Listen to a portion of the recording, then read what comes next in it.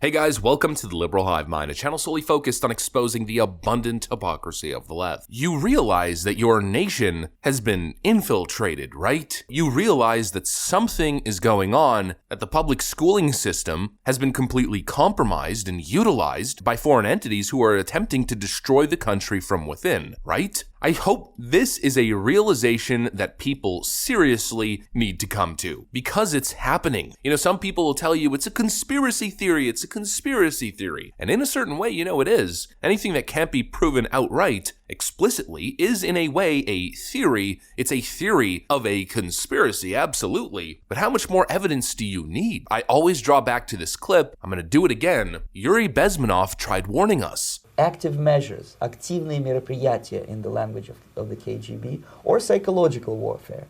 What it basically means is to change the perception of reality of every American to such an extent that despite of the abundance of information, no one is able to come to sensible conclusions in the interests of defending themselves, their families, their community, and their country.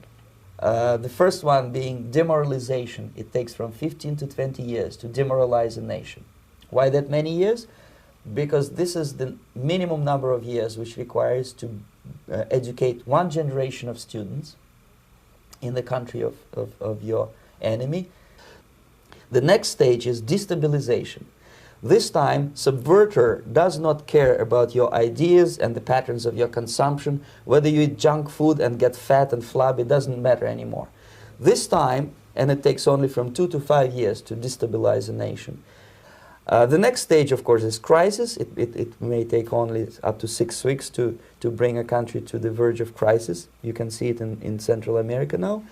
And after crisis, with a violent change of power, structure, and economy, you have so-called the period of normalization. It may last indefinitely. He told us it would happen. He told us that this is exactly what the Soviets were doing, attempting to infiltrate the schooling system to affect the next generation of kids and indoctrinate them into Marxist beliefs and ideology, and most importantly, to divide and conquer, and of course, above all, promote an anti-American message, create hatred within the next population, make people hate their own country, their own government, and from there, everything falls apart. Well, I think people are finally coming to this realization. In fact, Joe Rogan was talking about it as well. I want to show you guys a Joe Rogan clip, then I want to talk about what's going on in the streets, what's going on at university campuses.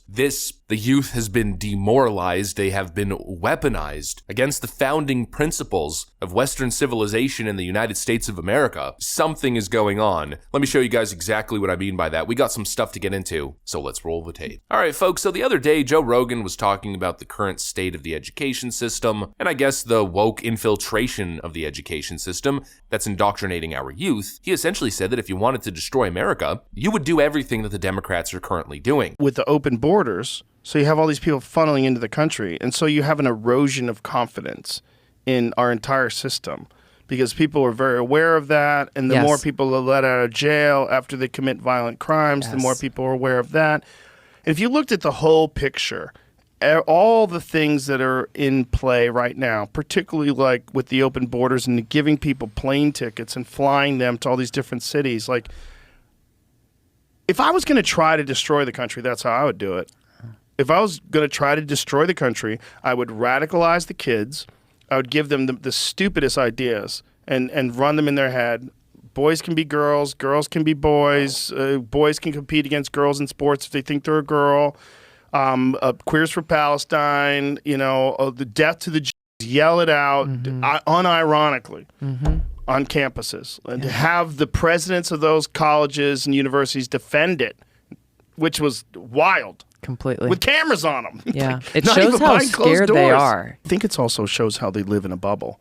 And I don't think they interact with the real world. And I think when they did, the shock was probably... It was probably horrifying to just to realize how most people feel about what they said. Yeah. I think we're sending our kids to cult camps. That's what I think.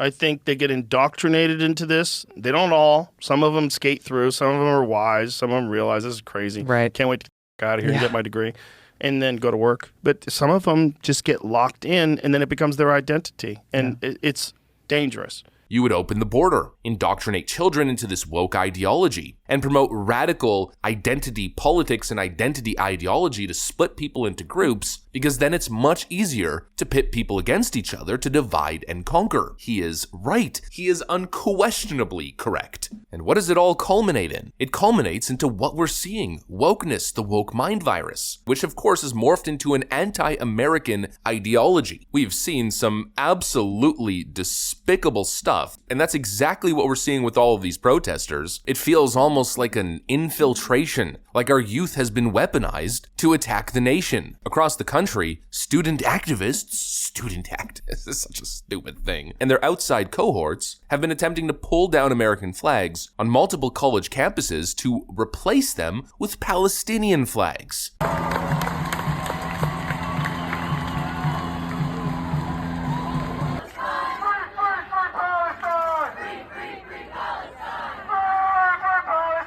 But thankfully, in one of these instances, a group of patriotic fraternity brothers rescued the flag from this pro-Hamas mob. What an absolutely epic scene. Pi Kappa Phi men defended their flag, throw 'em a rager, is currently the GoFundMe being promoted in support of these boys. These unsung heroes, well, I guess they're more sung heroes today, as this GoFundMe has brought thousands of patriotic Americans and foreign donors to raise over $300,000 US in support of the flag and in support of these boys' actions. The United States of America is under attack from a virus from within. I think that's pretty much undeniable at this point. And what's happening here is obviously vile. This is what the left wing has become. The left wing has become so radical. These education, I can't even call them that, these indoctrination facilities have created little armies of America-hating, Karl Marx-supporting destructive leftists.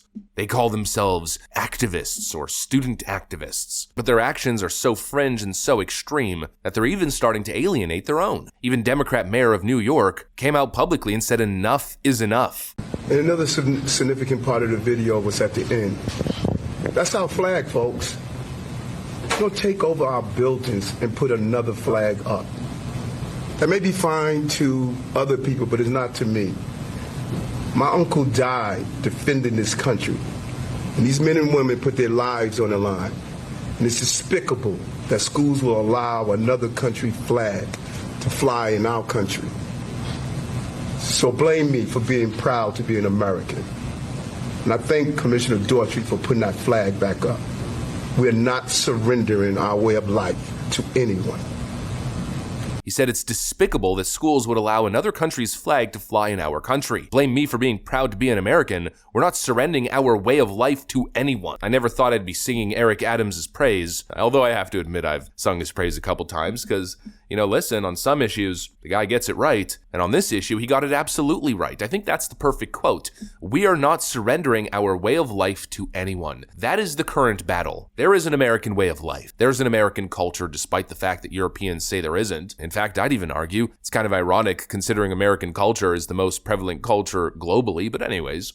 American culture is a culture of freedom, prosperity, family, Judeo-Christian values, democracy. I mean, the list goes on, protests. And what is currently going on right now, ironically enough again, through these protests, is an attack on that way of life. It's an attempted overthrow, whether it be information warfare or this sort of degradation of the family unit through this leftist secular culture of debauchery, or whether it be foreign entities who use this great nation as an outlet of propaganda. Our young people are being brainwashed. They're being used as, frankly, useful tools, as pawns, to promote a foreign message and an attack on the American way of life. And I know this is happening once again because of what Mayor Eric Adams is telling us. He reveals that CCNY and Columbia protests were infiltrated by outside agitators linked to terrorist groups. Many arrested were not even students. Well, and it's not singular, it's plural, several organizations and groups. I want to be clear on that. We did not take this action lightly, and once the Columbia University team and leadership in their letter acknowledging that outside agitators were on their campus grounds, we looked at our intel and information. I was briefed by the intelligence division, and they were able to identify organizations and individuals who were not students, but were professional agitators.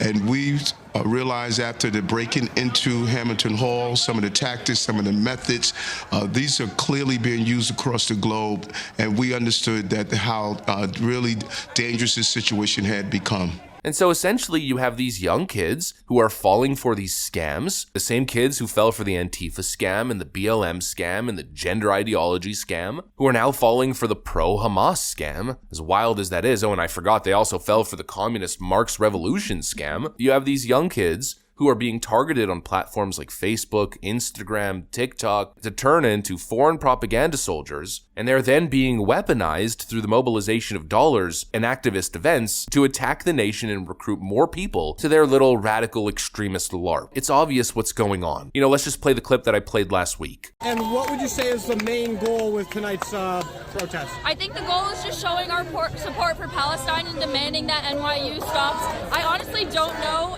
all of what NYU is doing. Is there something that NYU is doing? I really don't know. I'm pretty sure they're... Do you know what NYU is doing? About what? About Israel. Why are we protesting here? Palestine will be free! I wish I was more educated. I'm not either. Oh. These students don't even know what they're protesting or what they're doing. They're just going because someone told them to go, or they're going because they were paid to go. Question is, where's this money coming from? Who is funding these groups? Well, Yuri Bezmenov told us, what was it, 40 years ago? People just ought to pay attention and listen, because that's exactly what's going on. Anyways, that's pretty much what I got for you guys on this one. Hopefully you enjoyed this video. If you did, make sure to leave a like and possibly subscribe to the channel. You know, we'd love to have you here. Thanks for watching, and I'll see you on the next one.